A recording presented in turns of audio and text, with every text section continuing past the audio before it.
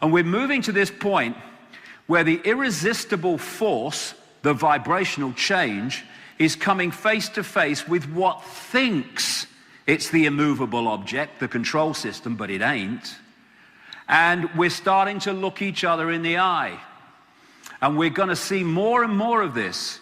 The control system's going to come under more and more challenge and more pressure and more questioning as we move through this period. As the new energy, the new information epoch becomes more and more impacting upon human society, human perception, and the world in which we live. There is a change in the ocean of energy that we are living in and decoding. It's a new flow, and it's getting faster.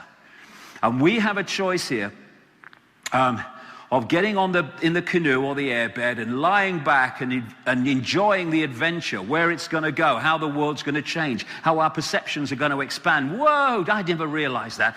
I've never seen that before. Isn't that incredible? And all these things that are going to be happening, it's going to be an amazing world we're moving into. Or we can try to hold the status quo at a time when the energy status quo is changing and the information status quo is changing. And if we do that, then we're going to be using more and more energy just to stand still and hold on to life as we think it should be. And eventually, the flow is going to get so symbolically quick and fast, and people call it the quickening. It's the quickening of the vibration, that it's going to do this to the control system, wash it away. And we're gonna start, as we're affected by it, more and more people, it's happening to them now, never mind going to. We're gonna be becoming aware of many other levels of ourselves, many other levels of reality, where we can access insight and inspiration and intuitive knowing. And the world in our heads is changing as a result of that, those of us who are, or those people that are waking up.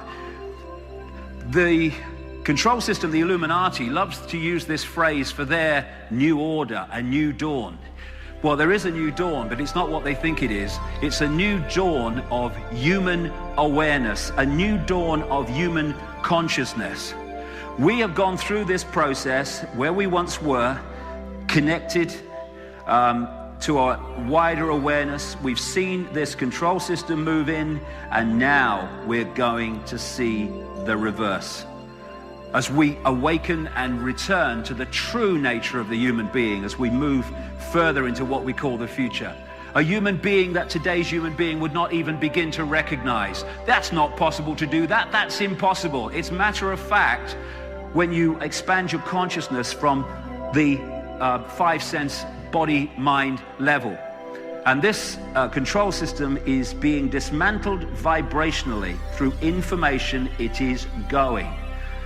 And we're now in this wonderful period where humanity is standing up more and more and stretching itself and breaking the chains that have held us in servitude all this time. It's a wonderful, wonderful time to be alive and to experience this change that's coming, and the challenges that are coming in the shorter term. Big time is the control system is like a cornered rat, and it's going to throw everything at us to try to hold on to its power. As Einstein said, you cannot solve problems with the same level of consciousness that created them. And through this epoch of suppression that we've been through and control, we've had a level of consciousness that has created problems, and then some other people have come in with the same level of consciousness, called another political party or another religion or whatever. Same level of consciousness, different name, and they've not solved the problems. They've made them bloody worse. Why? Because it's the same level of consciousness. And we're now at the point where a new level of consciousness is emerging, a new awareness. So instead of saying it's impossible, they're impossible problems to solve. No, they're not. Most of them are manufactured problems, and the rest are caused by ignorance of reality and self. As we move into this expanded state of awareness, what we call impossible problems to overcome will be gone. And it's not that we have to find enlightenment. We're already enlightened. We're already all that is, has been, and ever can be. What we've done is allow barriers of belief system and preconceived ideas to keep us vibrationally from connecting with that infinity that we already are. And that means breaking the spell. Breaking the spell on the human psyche, because that's what it is, a spell that's been cast upon the human psyche to keep us in an hypnotic trance so we forget the true genius, magnificence of who we are. And these are the people, most of them unknowingly, who have cast the spell as middlemen and women for that which is truly casting the spell in the background, the programming of our perception.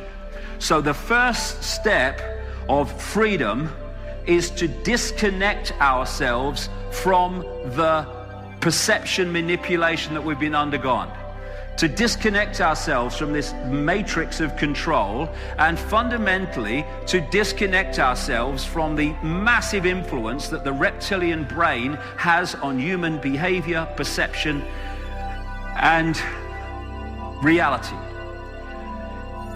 What is the basis of the reptilian brain? It's survival.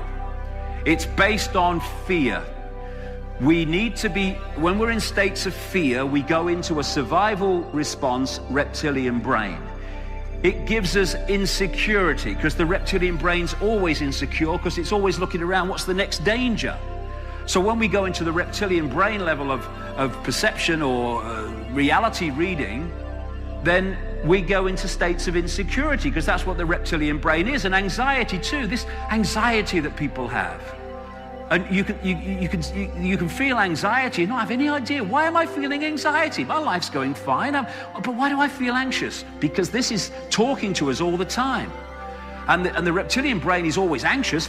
Again, it's always looking, there's always a problem to find, always a danger to find. That's its whole mechanism, its whole system. And therefore, when we go into the reptilian brain state of reality, we are going into big time into the control system's collective mind that is there to turn their mind into our mind. And so, overriding the reptilian brain. The reptilian brain does not think. It does not work things out, it reacts. That's what it does. So when we fall into behavior responses where we're reacting to situations, not deep breath, think it through, let's have a look at this calmly, that disconnects us from the reptilian brain and its impact, and its impact on our behavior and response. So one of the, we have this phrase, when you get angry, count to 10. Well, let's try 20. That might be better. But you keep getting caught, because that's our natural response mechanism. But the more you work this through, I know from experience, you take a deep breath. When you're faced with a situation where you'd normally go, bang, reaction, survival, you can't say that about me, oh my God, what's going on, oh my God, global warming, oh my God, what about the economy, and oh my God. You go, okay, I'm looking at this calmly, I'm going to think this through, and then I'm going to make a calm decision on how I respond to this. Now other parts of the brain and the mind are impacting upon our behavior. We're no longer controlled from this thing, which I mean, this is panic. This is the genetic version of panic, the reptilian brain. So the more we can calmly think things through, not react, not reacting with emotional immediate responses, we're disconnecting from that impact on our behavior of that reptilian brain, which is the microchip through which the collective mind of the control system speaks to us and creates this monopoly, as Neil Hay calls it, which is this society that goes round and round and round and round as we react and respond in incredibly predictable ways. It's amazing, how you can go anywhere in the world under so many different cultures and backgrounds, and yet you have a situation, it might be in a bar, in the street, or wherever, and the number of times you see people react in exactly the same way. And if you type data into a computer and then press enter, you know how it's going to react because you've programmed it to react like that. And every computer is going to react the same because the same data is going in. And enter is the reaction. And because we've fallen so much into the body-computer level of perception, we do the same. A situation emerges in this country or that country, and bingo, the reaction is the same. Why? Because consciousness is not involved. It's data in, situation, computer reacts, press enter, and that's why human responses are so predictable. When you open to consciousness, you become unpredictable because you're entering the realm of all possibility. And all possibility is not predictable. It sees things in different ways, and it expresses uniqueness and celebrates uniqueness. And it moves out of the computer level of reaction and response. Belief and preconceived idea is just like a computer program because it reacts the same and it edits reality. This is why you can talk to someone with a preconceived idea or a really strong belief, and they literally don't hear what you say. I've seen television programs where what they did is they got a man and a woman who've been having like relationship problems, and they both had big-time preconceived ideas about each other. In other words, programmed perceptions. What they did then was get them to talk to each other while they filmed it, and then they took them away and they asked both of them, what did the other one say and in what tone did they say it? They then played the original chat back to both of them, and they were shocked to see that how they received what the other one said and how they said it was often nothing like had actually been said. How many times do we say to people, I never said that? You did. Why? Preconceived idea of the person is editing the information being received to fit the preconceived idea. And we're doing this all the time. So another part of freeing ourselves is to free ourselves from belief. Not free-flowing, okay, I'm looking at this is what I feel at the time, but I'm open that it's something else in the light of new information. Instead of belief, rigid belief, I'm going to edit my reality to fit the belief. Where they want us to believe, because when we believe, we are in a box. They want believers. They don't care if you believe fanatically in Islam or Judaism or Christianity or Barack bloody Obama. As long as you believe rigidly in something, then you have immediately reduced your ability to expand consciousness and read reality in an expanded way. Religion is mind. That's what it is. You see, once you have, I have this saying that I have, if you can tell me what you believe, you are in a prison. Because beliefs, when you give them names, take on identities. So, what are you? I'm a Christian. Okay, that means you must believe this or you're not a Christian. I'm a Muslim. That means you must believe this or you're not a Muslim. So once you say, here's the name of what I believe, the wall starts appearing, the rules and regulations appear, and people say, you can't say that, or you're not a Christian, you're not a Muslim. And again, the box is formed. Everything just is. We all just are. This is infinite possibility we're experiencing.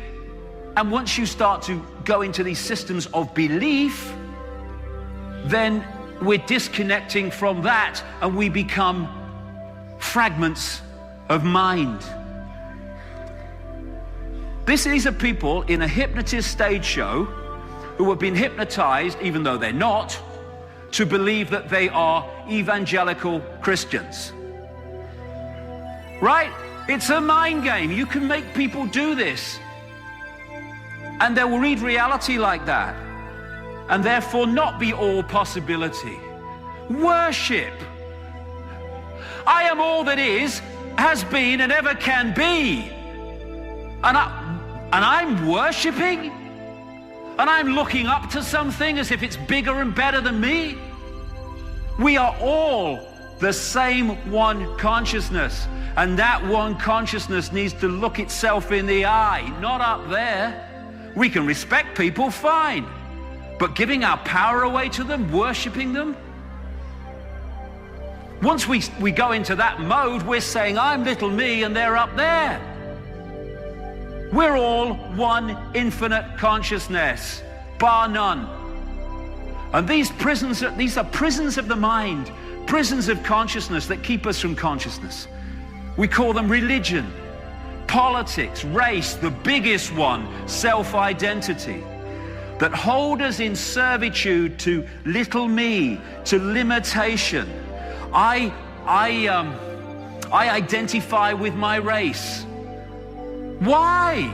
It's a vehicle for your consciousness to experience this reality. What are you identifying with being black, white, or sky blue, pink for? It's just a vehicle.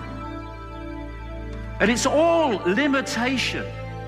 And when we see life through the tunnel vision of preconceived idea and rigid belief, we're never going to A, express our true magnificence, and B, we're never going to understand what the hell we're part of and what we're doing here. Because scientific experiments have shown that when you have a rigid belief system, whatever it is, the neurons in the brain fire off in a certain pattern. And in doing so, they are reading reality to fit the belief.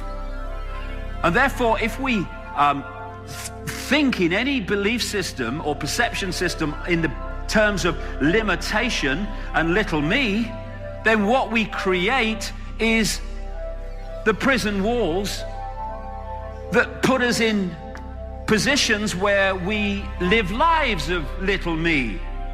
Not because we are, because we believe we are. What can I do? I'm just little me. Well, that's it then. What are you going to do with your life? Nothing. Why? Because you don't believe that that's possible. I am infinite consciousness, all that has been, ever will be. Now I can start to come from that level instead of little me, and I can do things that a little me mentality would never do. Not because I'm better than little me, but because I don't believe I'm little me. And this one does. So if we open our minds and let the demons out, the demons of programming, out, and get this blank sheet of paper going. I am not going to read reality on what I've thought up to now. I'm gonna let the information be my guide. And if it is at odds with my religious belief system, my political belief system, or my cultural belief system, then that's fine, but I'm gonna go with information. And when we do that, it makes such a fantastic difference in our lives and what we can do and what we can achieve and make happen. Because if we are, at our core, as we are, the real us, all possibility, then if we don't express that, then we're already withdrawing from what we are, all possibility, and we're living a few possibilities, very few in terms of many people. And it's the time to choose between whether we're going to be dominated by the head, particularly the left brain, its perception of reality, limitation, structure, everything apart from everything else. You can't do this, that's not possible, that's impossible. Or we're going to open the heart vortex that connects us with the intuitive knowing of the infinite consciousness. Open the right brain and let its ability to see things connected to impact on our understanding of reality and who we are. And the process was described very well in the Matrix movie, the first one. The first thing is to realize the situation that we're in. It is what it is. You are a slave, Neo. Get out of the denial of this pseudo-freedom that we think we have. And then, having realized the situation we're in, to choose freedom over continued slavery, whether it be blatant slavery or subtle slavery. And when we make that choice to be free, and we're prepared to go with what life then brings us as a result of that decision, then a transformation starts. And it can, I mean, in my case, my transformation happened on national television. And I went through this period where it was widely believed that I was completely crazy, insane and all that stuff. You've ruined and finished your life, they said. You'll never go anywhere now. Right, okay, we'll see about that, shall we? And the transformation is breaking down the energetic construct that we have created by our previous sense of self. Our state of being, our mental, emotional state, our sense of perception is being broadcast constantly as a vibrational pattern. And that vibrational pattern is drawing to us energy fields that sync with what we're putting out. We call these energy fields people, places, ways of life, jobs, locations. And so we create a life experience based on what we're putting out and what we're drawing in through what I call vibrational magnetism. When we go through this transformation that I'm talking about, where we say, I can see the situation I'm in, I choose freedom, then there is a change, often dramatic, not always, a change in our vibrational broadcast state, because we have changed our attitude, we have changed our sense of perception. And what happens then is what we were pulling in before changes because we're no longer syncing with that. And what can happen in these transformational periods, and there'll be people in this room will be going, that happened to me, that did, is people go out of your life because you're no longer connecting them vibrationally. Locations change, jobs change, what you do, lifestyles change. Everything can change once you change, because we are creating that reality by drawing it in. And this is why the control system wants us to believe we are little me. I have no power. Because when we believe that, we are putting out a vibrational pattern that says, I'm little me, I have no power. What do we draw into our lives? Manifestations of little me and I have no power. So that's why they're trying to program us to believe in that, because they know we'll then create it in the holographic reality. And when we go through some of these transformations and we're breaking out of the whole patterns, it can be frustrating. There was a time in the early 90s where I was so frustrated, so almost crushed by what was happening to me, that I didn't want to upset anybody. So I found this hill in a place called Wiltshire in England, not far from Stonehenge. And I walked up this hill, there's nobody, no houses behind. And when I got to the top, I screamed my bloody heart out just to get this frustration out of me. And so I completely relate to these pictures from the Matrix, because I've been there. And once we start to awaken, we start to, as they say, know thyself. And stop relating with David Icke and Charlie Smith and all these names that we give to our experience, and start to connect with the true magnitude of who we are. This is who we are. Everything from the beginning, my birth, my ancestors, my children, my wife, everything comes together simultaneously. I saw everything about me and about everyone who was around me.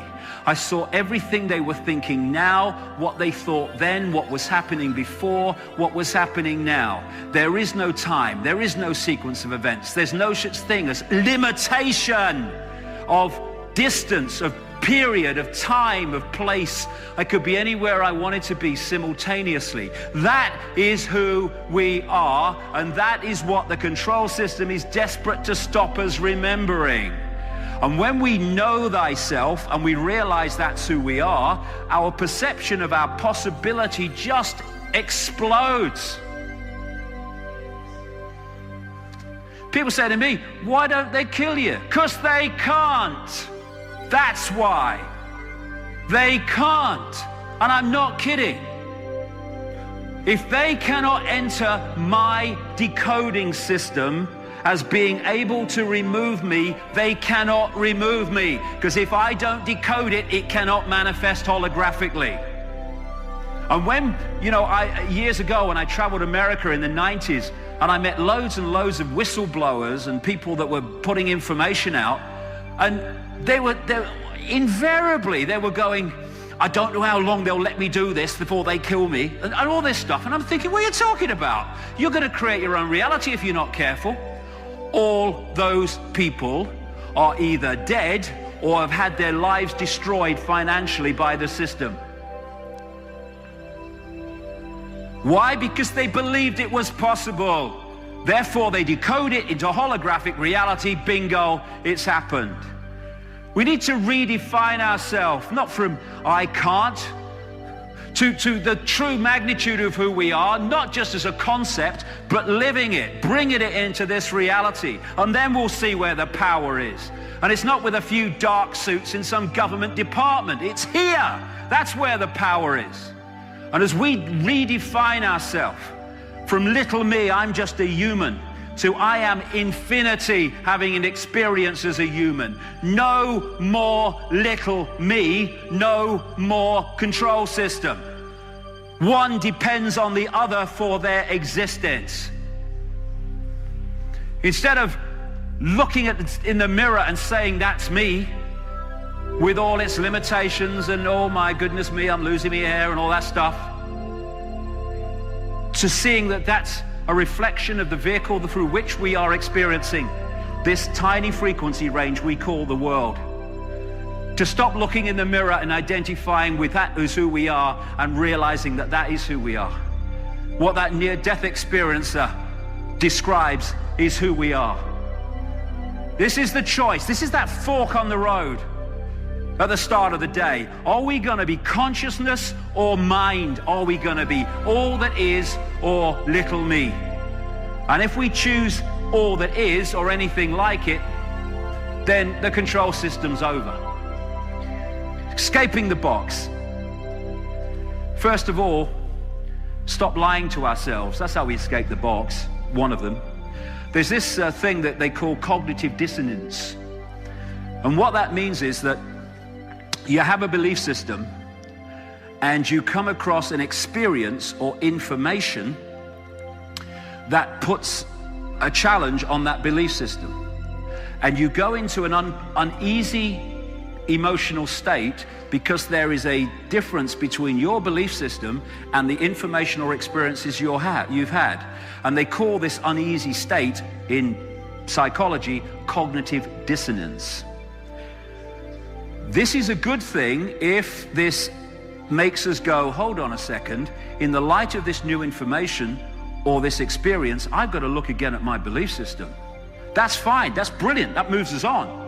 What so many people do, not least the skeptics as they call them in science and stuff and religious fanatics, is when they come across this situation with cognitive dissonance, they have to find a way of explaining away that so this does not move. And because of that, they don't move on. They find a way of explaining why that can be true and this can be true. They're lying to ourselves. So with our belief systems and the way we see the world, if we can be honest with ourselves and say, okay, I believe this up to this point, but in the light of new information, I'm going to move my perception. That's when we start to move on and expand. And without being honest with ourselves and without hiding from the truth while claiming to try to find it and going into denial, change the subject, don't want to talk about it. You know, it's funny, people in this room will relate to this. When you talk to someone who has a rigid belief system, maybe it's in your own family or whatever, and when you start to give them information that's putting their belief system under challenge, they get angry, some of them. They get wound up. Shut up, don't want to hear it, don't want to hear that nonsense. What they mean is, if I listen, this belief system's going to be in danger, so shut up because I don't want my belief system to change. This is what I mean by being honest with ourselves, to be open to all possibility instead of defending preconceived ideas that we've had in our life up to this point. It is what it is. And if we find new information and we think, well, I've been a Christian all my life and now I can see that there's more to know than that, or I've been a Muslim all my life, and then that's brilliant. Instead of saying I have to defend my belief system because if I don't, I've got to admit to myself that I've been believing something I now know not to be true all these years, then we don't move on. But if we say, hey, this is fantastic, I can see life in a different way now, that's wonderful.